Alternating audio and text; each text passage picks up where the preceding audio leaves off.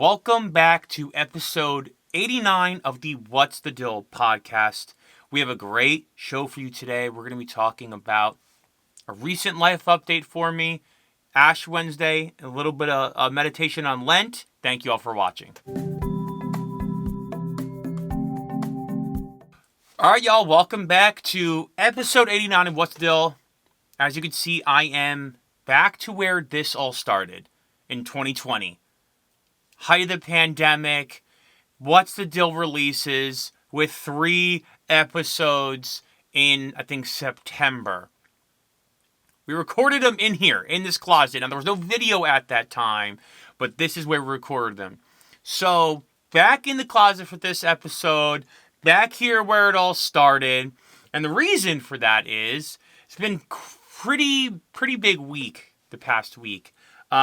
Second child is here.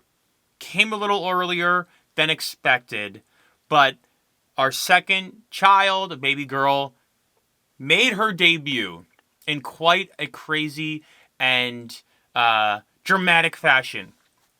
Next week, the full story will be told, so tune in for that. So if you want to hear the full story, I'm sorry to say, but you got to wait till next week. Right now, I just wanted to give a quick overview. It was a wild story. It was crazy. But baby is doing great. The sleeping arrangements for our 2 kids is kind of all over the place. So, I was forced back here to be able to film so I can film quietly so my loud voice doesn't project and wake up 2 babies. That would be nightmare scenario for me if I wake up the 2 babies, with my loud voice. Don't think producer Tanya would have like that one bit. So I'm back here. Yeah, it's been a wild week. I appreciate all of you who've reached out and sent your prayers, sent your well wishes, because it's been a great week. I'm a little bit little bit tired, a little crazy. My eyes are probably crazy, but that's all good. We still got to put out an episode. Okay, jumping into our next topic. I want to talk about what's going on with my head right here. As you can see, got a little ash on my forehead. Filming this on Ash Wednesday, so yesterday, or depending on when you see this, you can see this 2 years from now. I'm filming this on Ash Wednesday, 2024, the first day of Lent. So that's why I have some ash on my forehead. I have oily skin, so by the end of the day, my ashes always were just like basically not there. So I feel like I can't really see it. I'm looking at the camera. It's still there a little bit. So Ash Wednesday's today. Lent starts today. And, Lent, I feel like Lent probably has the worst marketing of any, season in the world. Christmas season, they got great marketing. They got snow, they got Santa, they got Coca-Cola. The summer season, they got barbecue, hanging out on boats, going to concerts and, baseball games. The Lenten season, you're talking about cold. Bitter cold. You're talking about not eating. You're talking about simple food, sacrificing. This is not a great brand for a season. At least not a great brand to get people all super excited about it. So, the Lenten season is here. And one thing I wanted to talk about was some of my personal experience with self-denial. Denying the flesh, fasting. Fasting, particularly from food, fasting from things we like TV, internet, social media, fasting from drinks, beer, coffee, alcohol. These are hard. These are hard things to do. And they're scary. They're scary to do. But I've had some really great experiences actually with self-denial, denying my flesh. And I'm going to set it up like this. Because the question is, well, why would we fast? What difference does it make in our lives? Why do we have to do these things? Everyone's always looking for an answer or solution to those voices in your head. You know those voices. I know the voices in my head. That voice that kind of says you can't do it. Or, oh, this again? Or go, oh my gosh, they're treating me like this? Or, oh gosh, I'm gonna hit the snooze. Or can I really keep doing this? Or, yeah, I'm not good enough for that. I shouldn't even try. Why do I even bother? That negative self-talk. That's, the negative self-talk that sounds a lot like me, but, lives in my head. I think we all know this voice. There's a negative self-talk. This voice that is just cluttering the highways in your brain, in your mind. And a lot of times we always wonder, well, how the heck do we get this voice out of our head? How do we get a better positive message in our heads? How do we actually do this? And, there's a lot of great ways and, therapy and mentorship and talking about it and talking it through and having share groups or healing. But I will say this. Fasting from food, fasting in general, but fasting from food in particular, is a clear-cut and effective way to minimize the noise in your head. There's something supernatural that happens that when you deny the flesh and deny your senses, your mind gets more clear. And God can then work in your heart and in your mind. I know in my life, it's kind of like weird, very scary threshold where it's like, oh, I don't want to deny myself food today. I want to give in to food. I want to give in to my need to eat and survive. But when you deny the flesh, when I've denied the flesh, God's able to speak 100 times more clearly. The act of fasting really does let God speak more clearly to us. There's something happens when you deny your flesh that allows you to hear God more clearly, hear your own thoughts more clearly, and kick out that negative voice, kick out that negative self-talk voice, kick out that voice that's trying to put you down. Now, I believe there's great, spiritual, and obviously like Catholic reasons for this, or I believe there's also, great, there's a connection between God with this, but fasting is also not just like a biblical Catholic Christian thing.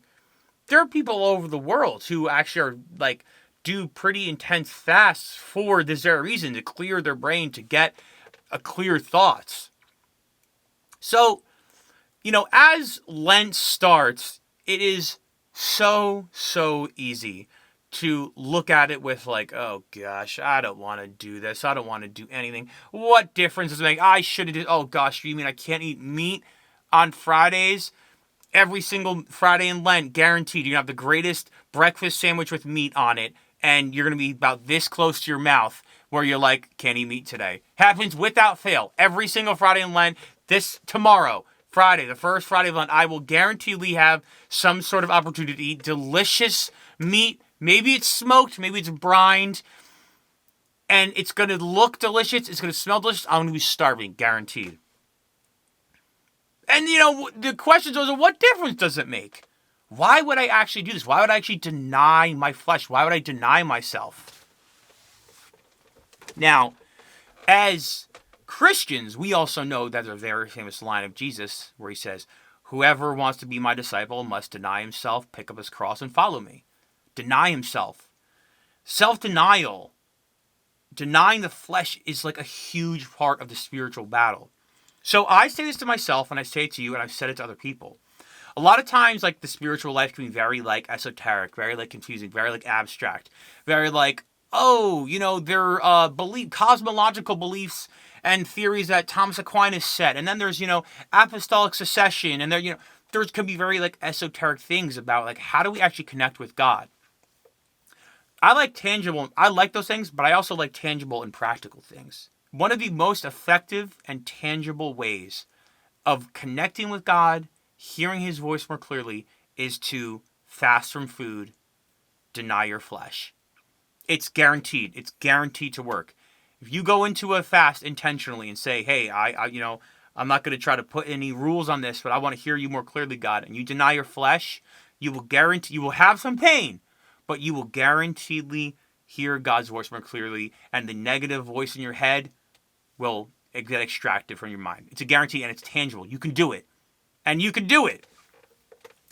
It doesn't have to be this like, oh man, I have to go get a master's in theology to really understand some of the historical things that happen in the Old Testament and how there's prophecies that are being, raised in the New Testament. It's like, don't eat food tomorrow and you will hear God's voice. One of the ways. So I pass that along to you. I know I've been convicted this Lent to, really go into some intentional fasts. Not exactly sure how. I probably should have like a schedule. But I want to do some fasts because I want to, deny my flesh. And, man, the flesh, it's, the last reason why I think fasting is so important and why it can be important in your life and why it can be powerful in your life is because the flesh can be nasty. The flesh is always bringing me down.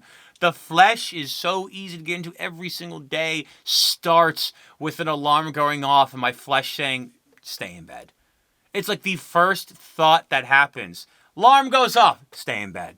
Why would you get up right now when you have this perfectly warm, inviting bed right here? Day after day starts off like that.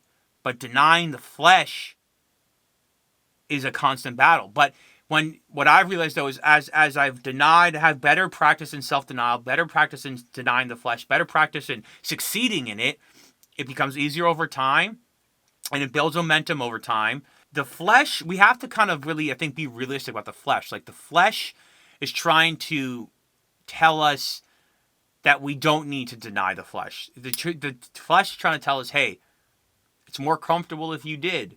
It'd be more comfortable if you did just give in to the flesh.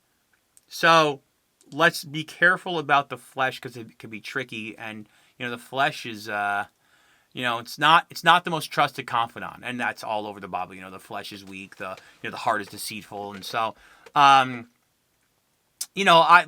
me know if you guys have ever fasted, your experience with fasting. I'd love to hear your experience. I love hearing people's experience with fasting because I think it also can charge me up to do some fasts and just feel empowered by it and really receive the benefits and grace from fasting and not just saying, well, what is the point of this? Why would I deny myself this? But actually, hey, denying your flesh and fasting can help you hear God's voice more clearly and kick out that negative self-talk that lives in your head. So, fasting this Lent, 40 days, 40 plus days.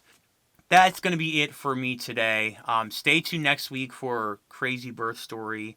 It's really funny. It's really fun. You gotta listen. You gotta check in. Mark your calendars. Next Thursday for this birth story. But thank you all for all watching, for checking in, for listening, sharing, subscribing. I appreciate you all so much. Hope you all have a great week.